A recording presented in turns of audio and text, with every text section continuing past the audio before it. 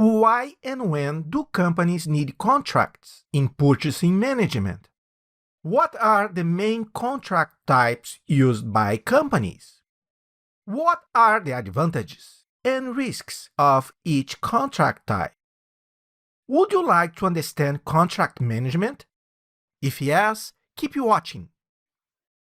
Get better marks, be ready for job interviews, and excel in work meetings. We are here to help you. Subscribe Américo e-Learning.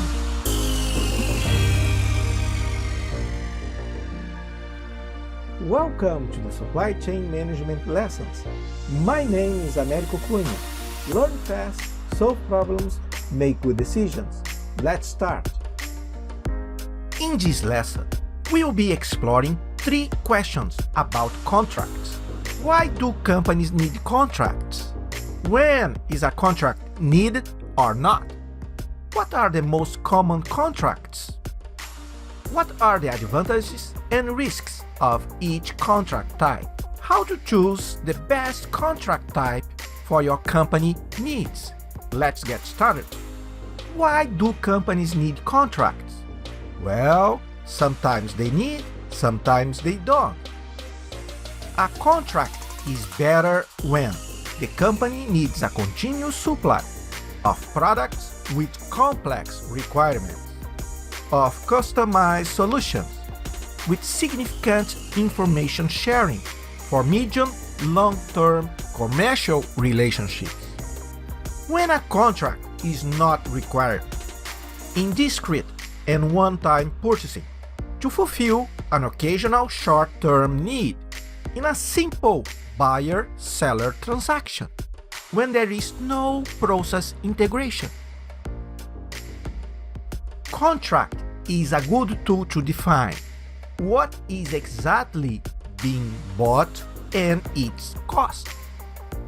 The operations processes for ordering, shipping, and receiving, to define quality and acceptance criteria, to establish payment and warranty procedures.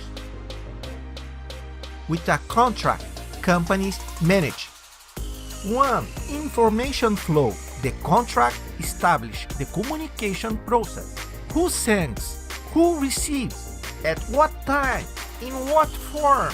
Also, how communication systems will be integrated.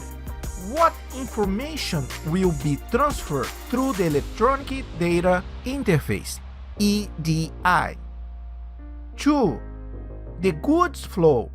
The contract defines how materials will be ordered, transported, delivered, received, and accepted. 3. Financial flow.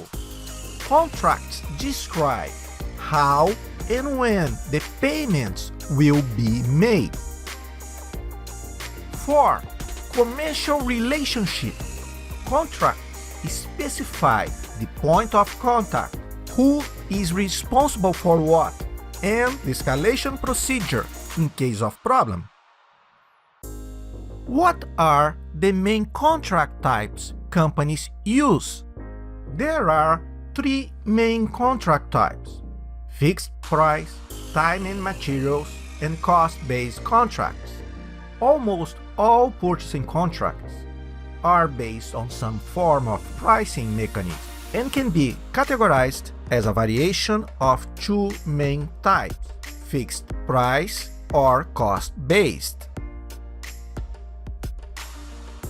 Fixed price is a contract in which the price of the product or service is fixed during the contract duration.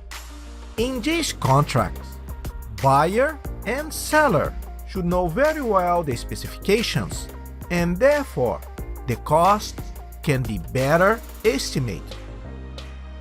In a cost-based contract, the buyer agrees to reimburse the supplier for the expense incurred during the contract, and of course, plus a dollar amount of profits. To protect against cost overrun, some companies define the maximum cost the supplier cannot exceed. In time and material contract, the cost unit is predetermined, but labor and material quantity can vary. Therefore, the total cost is not fixed, although the unit costs are predetermined. It is a kind of hybrid contract. In this small example, the brick and the labor rate have a fixed cost. The total price will depend on the amount of material used and hours worked. Fixed price contracts may have problems to handle change and quality assurance.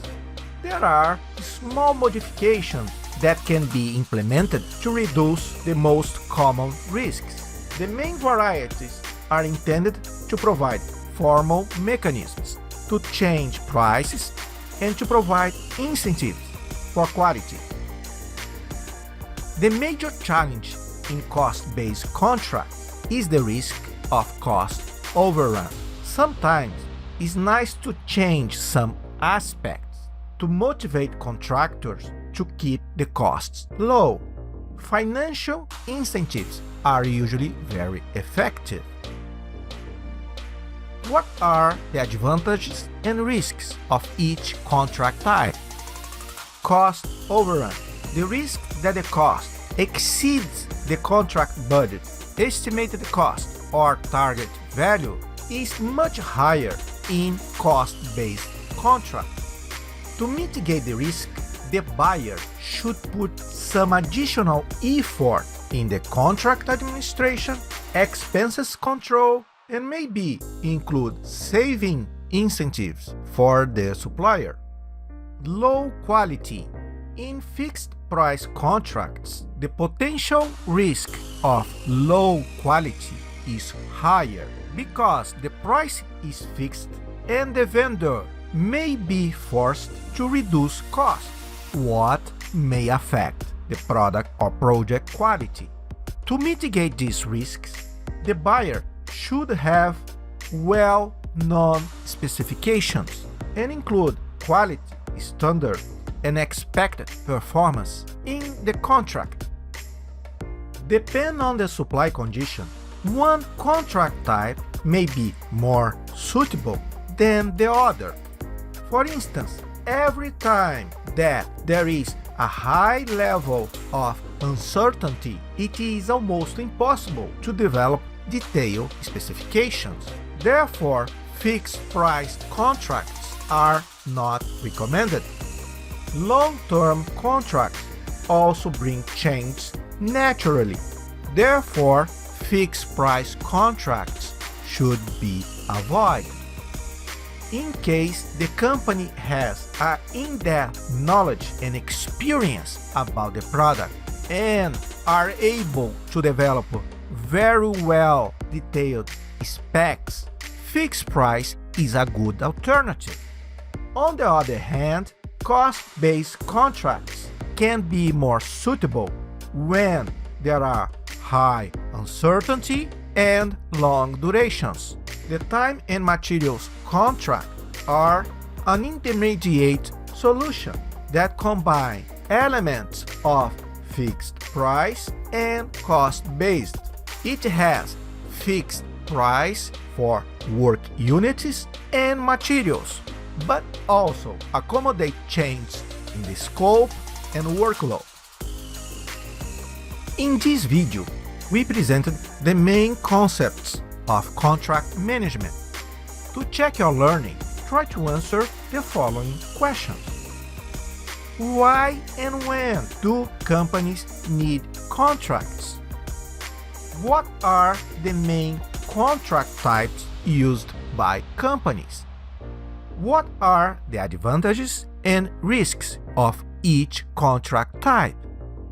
What is the best scenarios to use fixed price or cost-based contracts?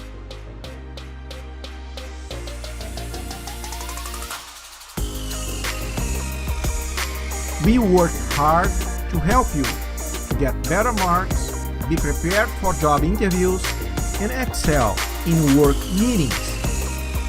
You can send your questions in the comment area below. I will be pleased to answer all of them. Thanks for watching. Don't forget to subscribe Américo e-Learning.